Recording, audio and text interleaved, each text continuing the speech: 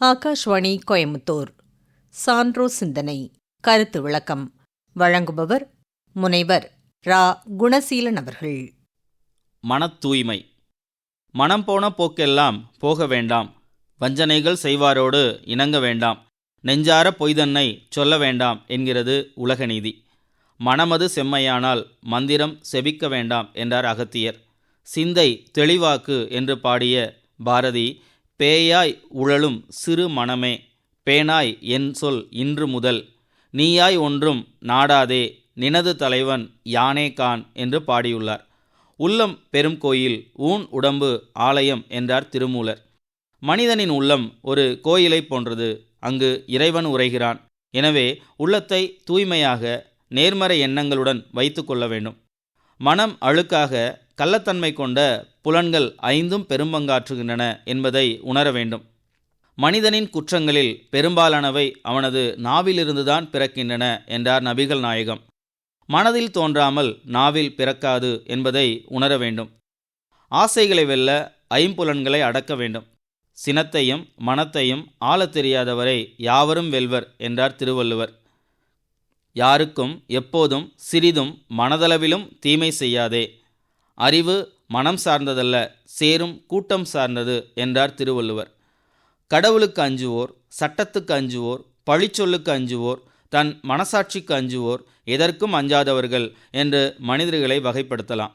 தாங்கள் செய்யும் தீச்செயல்களை நேரடியாக பார்த்தவர்கள் இல்லை என்று நெஞ்சறிய செய்த கொடிய செயல்களை மற்றவர்களிடமிருந்து மறைத்து வைத்தாலும் அவர்கள் மனம் அதை நன்கு அறியும். ஆதலால் அதனை காட்டிலும் வேறு சான்று தேவையில்லை என கலித்தொகை உரைக்கிறது. மனசாட்சிக்கு அஞ்சுவோர் தன்னெஞ்சு அறிவது பொய்யற்க, பொய்த்தபின் தன்னஞ்சே தன்னை சுடும் என்பதை அறிவார்கள். இதே கருத்தை கண்ணதாசன் ஒன்றே சொல்வார், ஒன்றே செய்வார், உள்ளத்தில் உள்ளது அமைதி என்று பாடினார். பொய் சொன்னால் அதை மறைக்க இன்னொரு பொய் சொல்ல வேண்டும். உண்மை சொன்னால் அதை எப்போதும் மாற்றிச் சொல்ல வேண்டிய தேவை இருக்காது. குற்ற உணர்வும் தோன்றாது. அதனால்தான் மனதளவில் குற்றமின்றி இருத்தலே அறங்களுள் சிறந்த அறம் என்றார் திருவள்ளுவர். பகை, பொறாமை ஆகியவற்றை நீ வெளியிட்டால் அவை வட்டியும் முதலுமாக மீண்டும் உன்னிடமே திரும்பி வந்து சேர்ந்துவிடும் என்றார் விவேகானந்தர். எதை விதைக்கிறோமோ அதையே அறுவடை செய்வோம். பிறருக்கு முற்பகல் செய்யும் தீமை நமக்கு பிற்பகல் தாமே வரும்.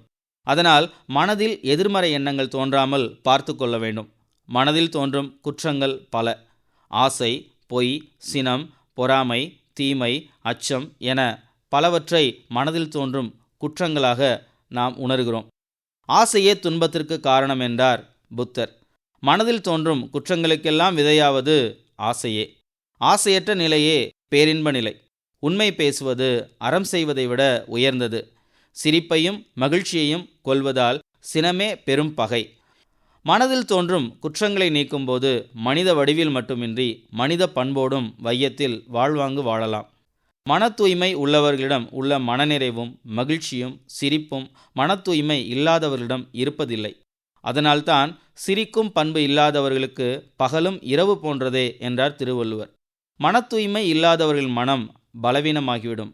பலவீனமான மனதுடையவர்களே போதை பழக்கங்களுக்கு எளிதில் அடிமையாகி விடுவார்கள்.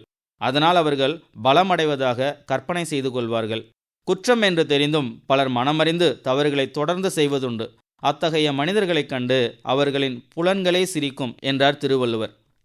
மன தூய்மையின் முதிர்ந்த நிலை சுயநலமின்மை, உயிர்கள் மீது அன்பு செலுத்துதல். மரங்களில் தாவும் குரங்கு கிளை விட்டு கிளை தாவுவது போல மனமும் ஒன்றை விட்டு இன்னொன்று என்று தாவிக்கொண்டே இருக்கும். கோபம், பொறாமை, கவலை, ஆசை போன்ற எண்ணங்களால் கலங்கிய நீரை போன்ற மனதை தூய்மைப்படுத்தவே துறவிகளும் தவம் செய்தனர். கலங்கிய நீரில் மண் அடியில் படிந்த பின் நீர் தெளிவடைவது போல நம் மனதில் கலந்த எதிர்மறையான சிந்தனைகள் மனதின் ஆழத்தில் படிந்து நேர்மறையான சிந்தனைகள் வளரும்போது மனம் தூய்மையாகும். மனதை தூய்மைப்படுத்த பல வழிகள் உள்ளன. தெளிவான மற்றும் நேர்மறையான மனநிலைக்கு கொண்டு செல்ல மனதை ஒருமுகப்படுத்தி எண்ண ஓட்டங்களை கவனித்தல், நிகழ்காலத்தில் கவனம் செலுத்துதல், எதிர்மறையான எண்ணங்களை நீக்குதல், சுயநலம் நீக்குதல், உயிர்களிடத்தில் அன்பு செலுத்துதல், புத்தக வாசிப்பு என பல வழிமுறைகளை நாம் பயன்படுத்தலாம்.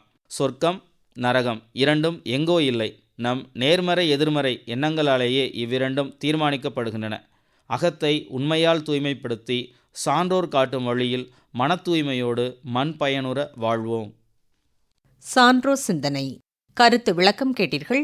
வழங்கியவர் முனைவர் ரா. குணசீலன் அவர்கள்.